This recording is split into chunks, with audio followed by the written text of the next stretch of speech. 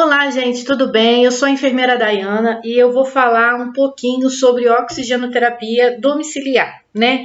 Essa aula ela tem um objetivo da gente reconhecer, né, os princípios, né, e os conceitos que nos orientando no acompanhamento da pessoa na oxigenoterapia domiciliar, né? Com um resumo, né? Eu vou fazer um resumo, né, que considera tanto os dispositivos quanto as fontes de oxigênio. Gente, esse é um resumo, tá?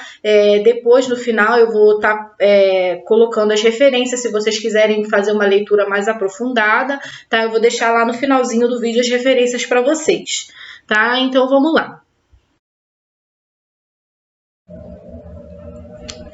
Pessoal, a oxigenoterapia no domicílio vem aumentando muito a sobrevida das pessoas, além de diminuir as internações hospitalares, né? Ela ajuda a melhorar tanto as variáveis fisiológicas quanto as sintomatologias referentes às patologias respiratórias. Então, o seu objetivo é corrigir a hipoxemia, otimizando a oferta de oxigênio, mantendo assim uma oxigenação tecidual adequada. E ela faz isso, né, com a finalidade de promover uma diminuição da carga de trabalho cardiopulmonar através da elevação dos níveis alveolar e sanguíneo de oxigênio, ou seja, quando administrado o oxigênio de forma terapêutica por meios de catéter nasal, cânula nasal, máscara facial de Venturi, entre outros, ela vai melhorar essa sintomatologia, vai trazer uma qualidade, vai trazer uma boa qualidade de vida, promovendo e prolongando a expectativa de vida da pessoa com insuficiência respiratória. O sistema respiratório, ele faz com que o oxigênio seja liberado para dentro das células, enquanto que o dióxido de carbono ele é removido das células. Então, ele vai ser transportado de duas formas. O oxigênio vai ser dissolvido e ligado à hemoglobina. É uma diferença mais ou menos tipo de 97% do oxigênio ele vai estar ligado à hemoglobina e 3% vai estar dissolvido, né? Então, tanto a oxigenação quanto a ventilação vão ser medidas pela pressão parcial de oxigênio e pressão parcial de dióxido de carbono. Esses dois componentes eles servem para medir a efetividade da troca gasosa. A avaliação da qualidade e da extensão da troca gasosa pulmonar e do equilíbrio ácido básico é obtido por meio da gasometria arterial, né? A gasometria ela vai medir o pH e os níveis de oxigênio e gás carbônico no sangue de uma artéria, né? É um exame que a gente utiliza para verificar se os pulmões são capazes de mover oxigênio dos alvéolos para o sangue e remover o dióxido de carbono do sangue. Então, quando as células passam pelos nossos pulmões, né, elas deixam dióxido de carbono, que é produzido na respiração celular, e também coletam o oxigênio que está nos alvéolos para levar aos demais órgãos. Então, a gasometria ela vai utilizar o sangue, né, que é retirado da artéria, né, determinando em que o oxigênio e o dióxido de carbono podem ser medidos, né, antes de entrar nos tecidos corporais, né? Resumindo, a gasometria ela vai determinar se o paciente tem ou não tem necessidade de uma suplementação de oxigênio, né? Aí nós temos aí os valores, né, que a pressão parcial de oxigênio tem que estar em 80 a 100 milímetros de mercúrio, a saturação ela tem que estar de 93 a 99%, o pH de 7,3 a 7,45, a pressão parcial de dióxido de carbono de 35 a 45 e o nível de bicarbonato ele tem que estar de 22 a 23 miliequivalentes por litro. Gente, a indicação, né, de oxigenoterapia, né, no atendimento domiciliar, né, de acordo com a Sociedade Brasileira de Pneumologia, né, a critério básico para indicação do oxigênio, ela tem que estar a um nível mais ou menos de pressão parcial de oxigênio menor ou igual a 45, com saturação de 88% em ar ambiente, né? E quando a pressão parcial de oxigênio está igual a 53, 59 ou saturação está 89%, essa já é associada a cor pulmonar ou edema por insuficiência cardíaca, né? E também apresentando um hematócito de 56%, né? Em situações mais frequentes, é justificada com indicação de pacientes com DPOC, bronquiectasia, fibrose cística e fibrose pulmonar. Aí vamos entender um pouquinho aí sobre as fontes de oxigênio, né, utilizada na atenção domiciliar, né? Temos o concentrador de oxigênio, né, que ele vai fornecer um fluxo de oxigênio até 10 litros por minuto.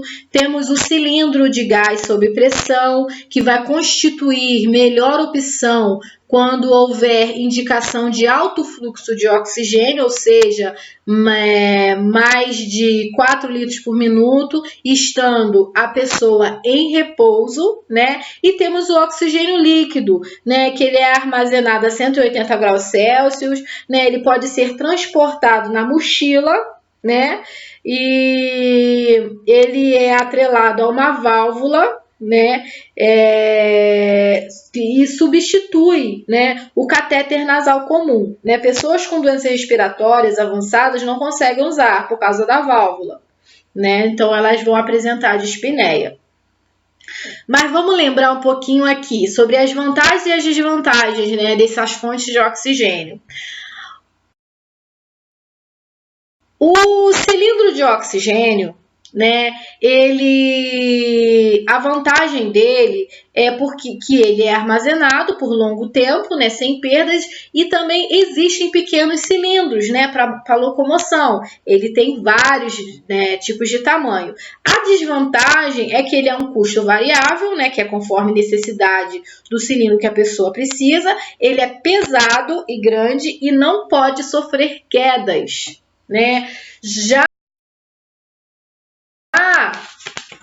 o oxigênio líquido portátil, né, a vantagem dele é permitir a locomoção, né, com o uso do refil portátil, né, fornecer um fluxo até 6 litros por minuto de gás gasoso, né, e a desvantagem é porque além do custo variável, conforme a quantidade de recarga, né, que tem que ser feita mensal, né, na matriz, necessita de recarga frequente. Né? E por último, o concentrador de oxigênio. E a vantagem dele é que ele tem um custo menor, né, e fixo, o seu volume é limitado, né, e ele é fácil manuseio, né? Porém, a desvantagem é que o fluxo máximo limitado é de 5 litros por minuto, né, e ele precisa de energia elétrica para funcionar, além da necessidade de um cilindro gasoso no caso de falta de energia.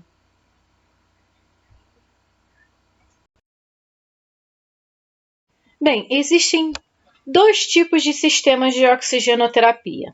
Temos o sistema de baixo fluxo, né, onde utilizará dispositivos que irão suprir o oxigênio com fluxos inferiores ao volume inspirado, né, normalmente de 1 a 10 litros por minuto, né, e onde o restante desse volume ele vai ser carreado do ar ambiente, ou seja, como o fluxo inspiratório de um indivíduo adulto é superior a esse valor, o oxigênio fornecido por esse dispositivo vai ser diluído com o ar, né, resultando numa fração de oxigênio inspirado baixa e variável. Já nos sistemas de alto fluxo, os dispositivos eles vão suprir oxigênio o suficiente para oferecer 2 ou 3 vezes mais o volume máximo inspirado. Né? Neles, a concentração de oxigênio vão ser em fluxos iguais ou superiores ao fluxo inspirado máximo do paciente, né? Assegurando uma fração de oxigênio inspirado conhecida, né? Que eles vão ser adequados, né? Para aquelas necessidades elevadas de oxigênio, uma vez que é administrado 100% de oxigênio. E manter esses 100%, né, tanto de oxigênio quanto de umidificação para impedir o ressecamento das mucosas. Dos dispositivos, né, de oxigenoterapia, temos a cânula nasal, que varia de tamanho, é medida da ponta do nariz até o início do condutor aditivo, né, auditivo sendo a referência para introduzi-la, e ela é fixada com fita cirúrgica. E o catéter nasal tipo óculos, né, que varia também de tamanho, não exige fixação com a fita cirúrgica porque ele é ajustável à cabeça. Né? Nesses dispositivos, o profissional enfermeiro ele deve orientar quanto à formação de crostas que podem ocorrer, obstruindo o fluxo de oxigênio. Então, o período de troca ele não é programado, mas deve se observar, né, mantendo sempre protegido, né, essas cânulas em embalagens, mantendo sempre limpo com álcool 70 a cada uso, né. O profissional tem que ser orientado em relação a esses cuidados, né. Lembrando também que ambos dispositivos, tanto a cânula nasal quanto o catéter nasal tipo óculos, eles possuem um fluxo de oxigênio de 1 a 6 litros, né? E uma concentração de oxigênio de 24 a 45%. Tem também a máscara facial, utilizada para concentração de oxigênio a partir de 40%, exige uma fonte de oxigênio, exige um fluxômetro, um frasco umidificador com água no circuito. E a máscara de Venturi, para a utilização constante de oxigênio, liberando uma concentração exata, independente do volume. Né? Na máscara facial, o acúmulo de água no circuito deve ser retirado sempre que necessário. Né? Na máscara facial simples, ela libera menor concentração de oxigênio. Já de alto fluxo, de não reinalação, libera uma concentração maior. E enquanto que a máscara de Venturi, quando em baixo nível suplementar, ela evita suprimir um estímulo de hipóxia, né, empregando um princípio de aprisionamento de ar como um vácuo, promovendo maior fluxo acrescido de oxigênio controlado. Né? E ambas as máscaras, tanto a facial quanto a de Venturi, como do tipo simples ou associada a um balão dotado de válvula unidirecional de reservatório, sem reservatório, né, ela é para um fluxo de oxigênio de 8 a 10 litros, com concentração de 40 a 60% de oxigênio. Já a máscara associada a um balão dotado de válvula unidirecional com reservatório, porém sem reinalação ou de traqueostomia, já é para um fluxo de oxigênio de 10 a 15 litros e uma concentração de 90 a 100% de oxigênio. Temos também, na oxigenoterapia, uma rotina de inspeção e segurança dos dispositivos e fontes de oxigênio, né? Porque para que o oxigênio cumpra os seus efeitos terapêuticos, é necessário manter todo o sistema em condições seguras, né? Então, devemos inspecionar esse sistema, né, sendo assim um procedimento de rotina e acompanhamento da oxigenoterapia domiciliar, né? O que define é prevenir qualquer vazamento de gás, né?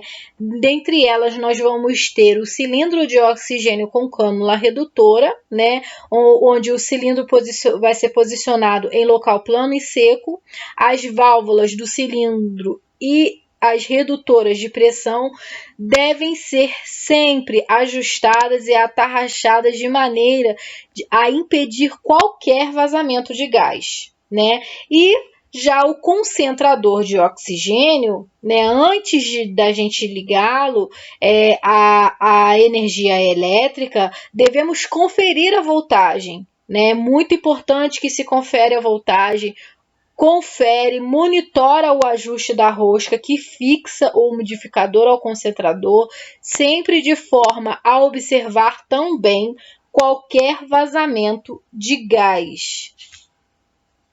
Sendo importante, né, lembrar que tanto a inspeção quanto esse monitoramento desse fluxômetro, né, é imprescindível, uma vez que possível acontecer um vazamento, mesmo que esteja aparentemente fixo e aparentemente tarrachado. É muito importante a gente tomar esses cuidados, sempre observar, sempre inspecionar, sempre monitorar, né, e orientar ao seu colaborador, orientar ao cuidador desse paciente, está sempre observando, sempre monitorando. Esse é e colocar como rotina, né? Criar uma rotina para isso, uma rotina sempre de inspeção e monitoramento.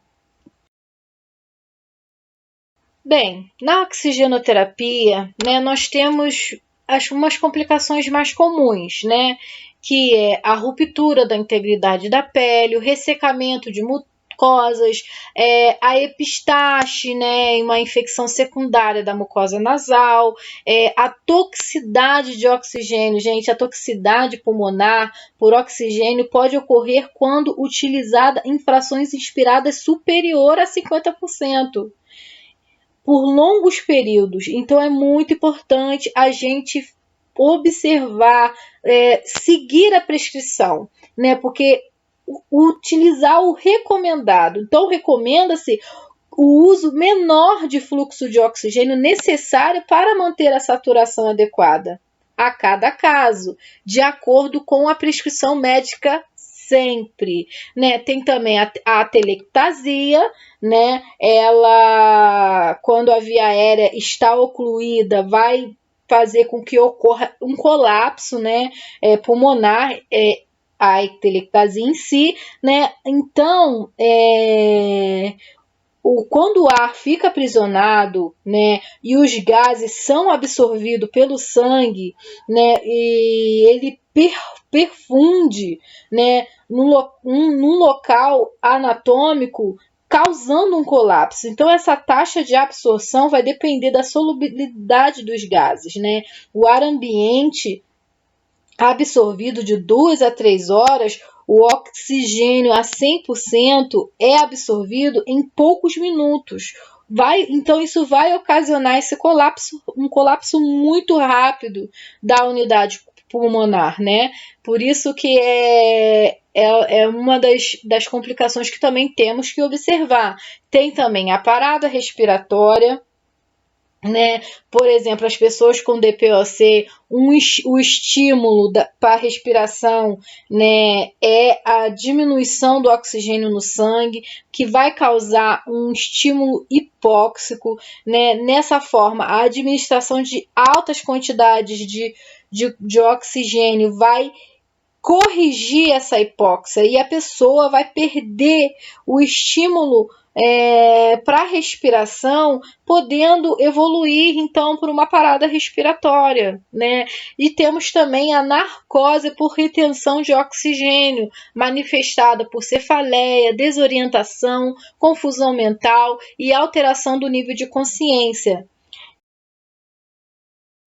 E para terminar, gente, trouxe um pouquinho, né, dos cuidados que devem ter, né, que a enfermagem deve ter na oxigenoterapia domiciliar, né? A higienização das mãos tem que ser uma das primeiras e mais importantes sempre.